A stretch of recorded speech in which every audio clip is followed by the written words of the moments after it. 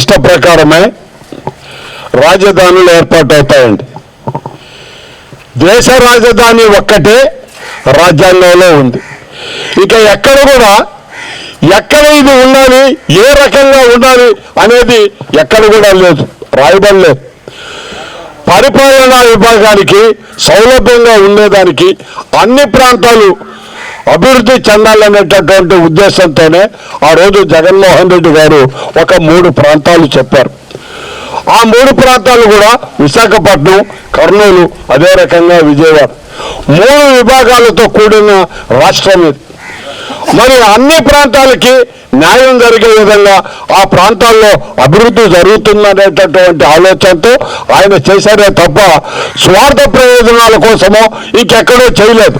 ఎందుకంటే అభివృద్ధి చెందినటువంటి విశాఖపట్నంలో కొద్ది శాతం డబ్బుతోనే పూర్తి స్థాయి ఒక మహానగరాన్ని తయారు చేయవచ్చు అనేది ఆయన ఆలోచన విధానం. మరి ఈరోజు మీరు 2 లక్షల కోట్లతో ఏమీ లేని బంజరు భూమిని సిటీగా మారుస్తామని మీరు చెప్తున్నటువంటి మాట ఎన్నేళ్ళకి సాధ్యమవుతుందో మీరు చెప్పగలరా అని అడుగుతున్నాను. రోడ్లు లేకపోయినారు ఈ రోజుకి, మెయిన్ రోడ్డు పూర్తి కాలేదండి ఈ రోజుకి.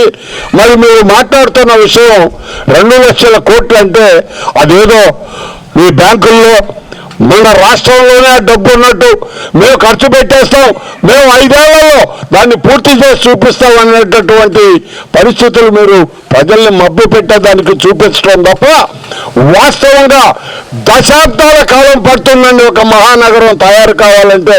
కేవలం ఒక ప్రభుత్వం వల్లనే కాదండి, ప్రజలు ఇష్టపడాలి, ప్రజలు ఆ స్థలానికి రాగలగాలి, ప్రజలు వ్యాపార సంస్థలు అన్నీ ఒక కూటమిలాగా అక్కడ చేరితేనే చిన్నగా అది ఒక మహానగరం అవుతుందే తప్ప మహానగరాన్ని ఒక్కసారిగా మేము నిర్మించగలం అనేది మహారాజుల కాలంలోనే సాధ్యం కాలేదు.